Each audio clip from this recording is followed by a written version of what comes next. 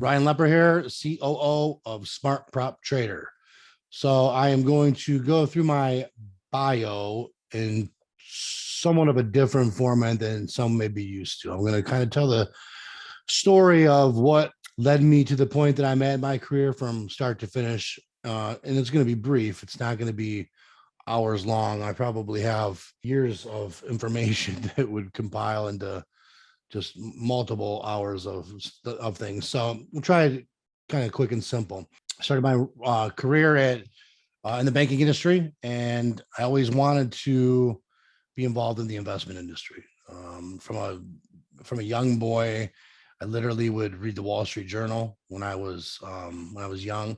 I helped my grandfather run a business that I managed when I was started managing when I was 15 years old, and I always knew that I wanted to be involved in business and so on. So once I graduated from college, I went to the banking industry, and that was great. I transferred around to a couple different banks, mostly in the high net worth private client area, and I found that I love dealing and interacting with people, as well as obviously the investment business and particularly trading.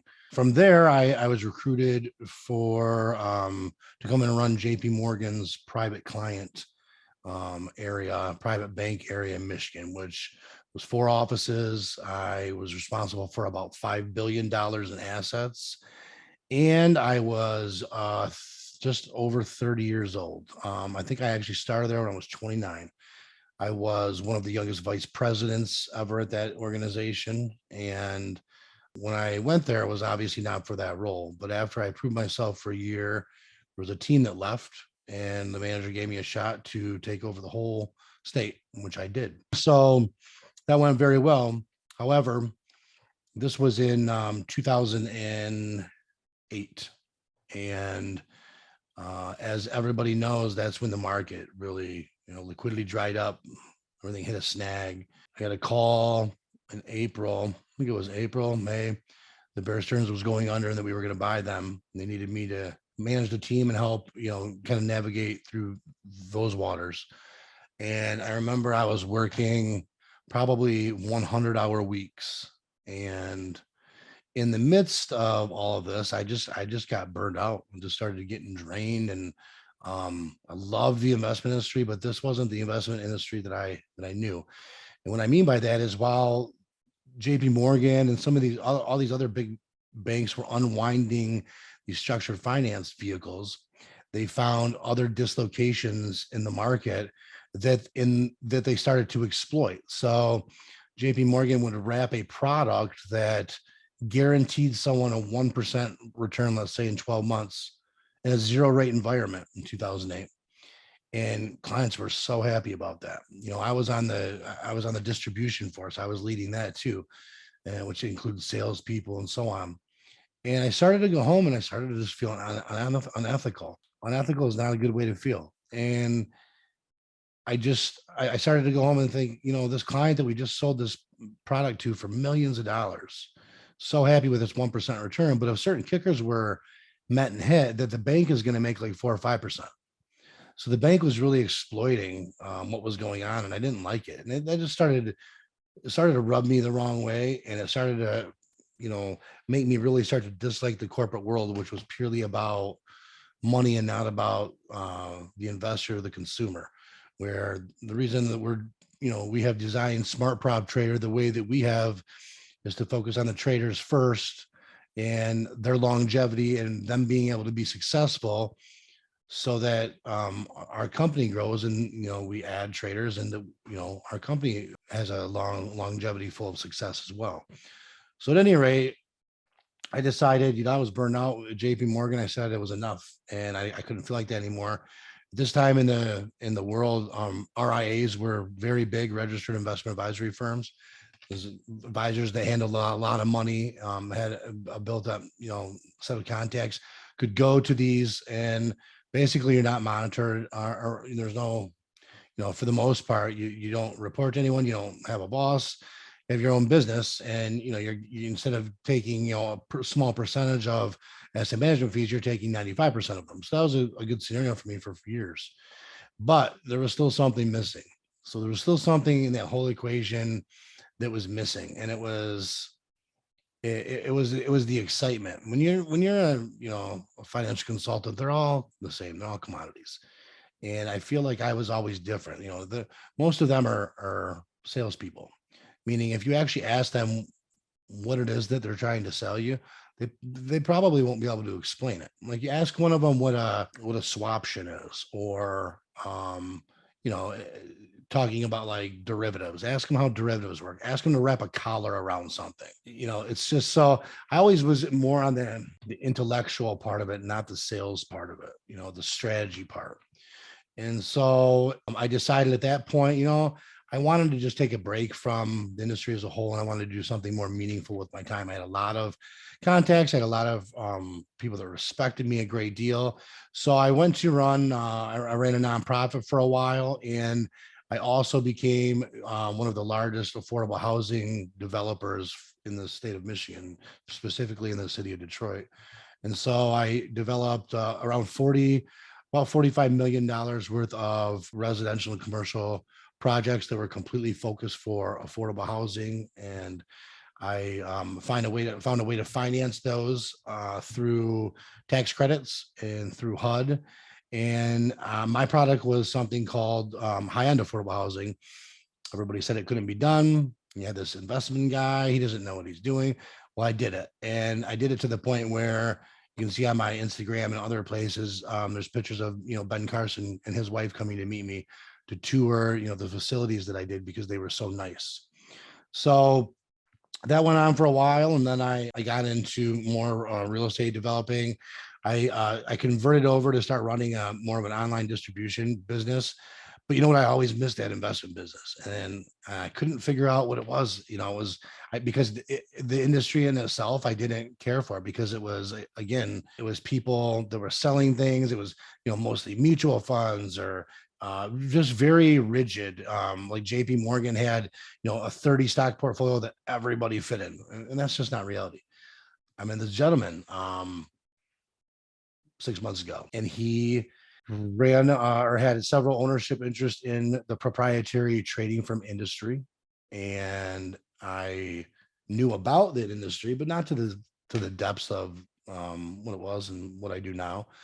And when I started talking to him, I was fascinated. Guy is extremely intelligent, one of the most respected names in the industry. And I thought, guy, if I was going to go back to the investment industry, I'd want to do it in like a unique niche type fashion, like this type of um, subsector of that industry, especially with someone who is already well respected. And I thought, you could use all my background that I just told you about, and we could really use that for some good in this industry, not just running business, but just being a higher level investment guy for a number of years. Like I've been around the block. I've been through the grit. And so the one thing I love about this industry is, enter COO of Smart Prop Trader.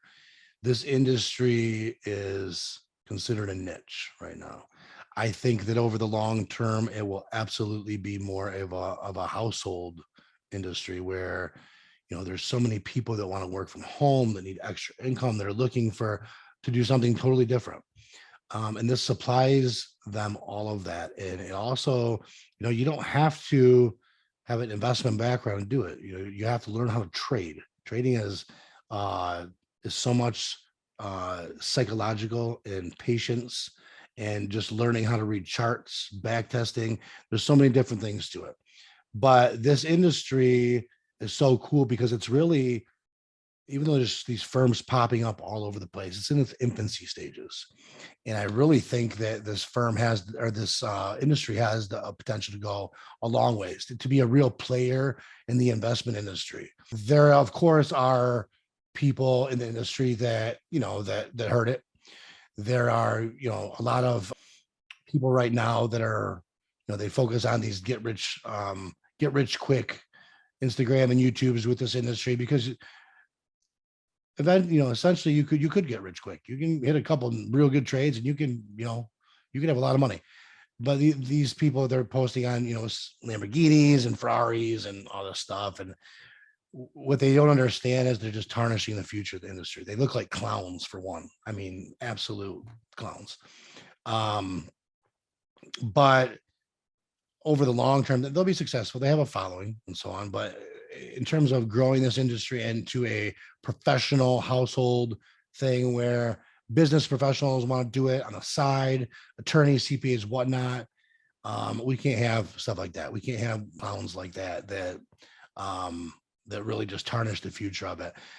There'll always be there, so there'll always be competition, but they'll never grow and they'll never hold longevity with any of their firms. They'll have to constantly rebrand because they are focused on this money thing. And really, what our firm is focused on, we're looking for people who want to work at home, want to do this full time, want extra income, and we are looking for people who want to be serious about it.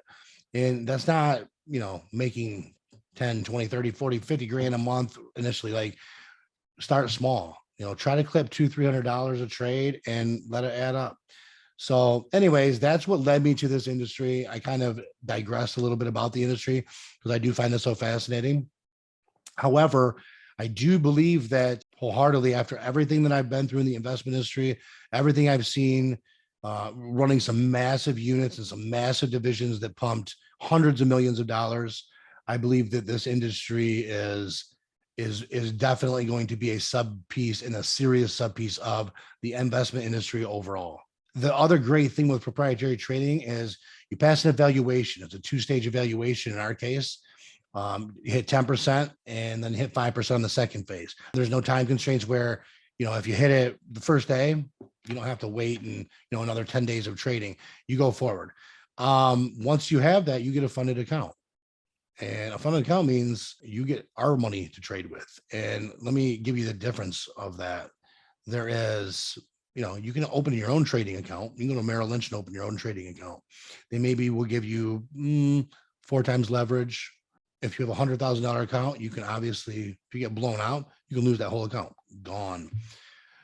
Proprietary trading, you're playing with the company's money. So we have, of course, we have risk measures in place, risk management and things. But essentially, if you get funded, let's say you get the same 100,000.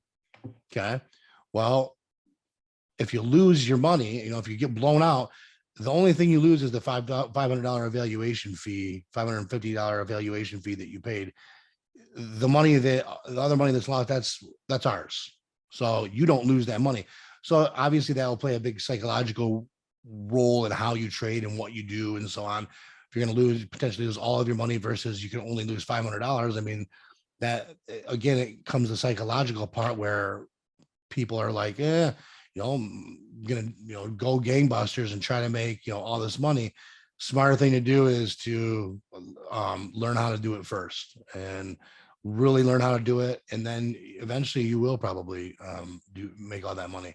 But that's the main differences with prop firms. The other difference is we'll let you leverage 100 times. So yeah, so if you have $100,000, you can leverage that 100 times if we're trading currency. So Forex. So anyways, that's just some of the differences in the industry. I know I started this video about my bio, but I really wanted to give everybody an idea of why I wanted to go back to the investment industry and in what capacity, because it's not the normal capacity I would normally go back to. It's not a large money center bank. It's not a private equity firm. I'm not going to be running a bunch of money for other people. So I'm going to run this company and I'm going to grow this company into something that's respected and that is massive and that is well known in this industry and that is going to be a competitor to the top places that are out there right now.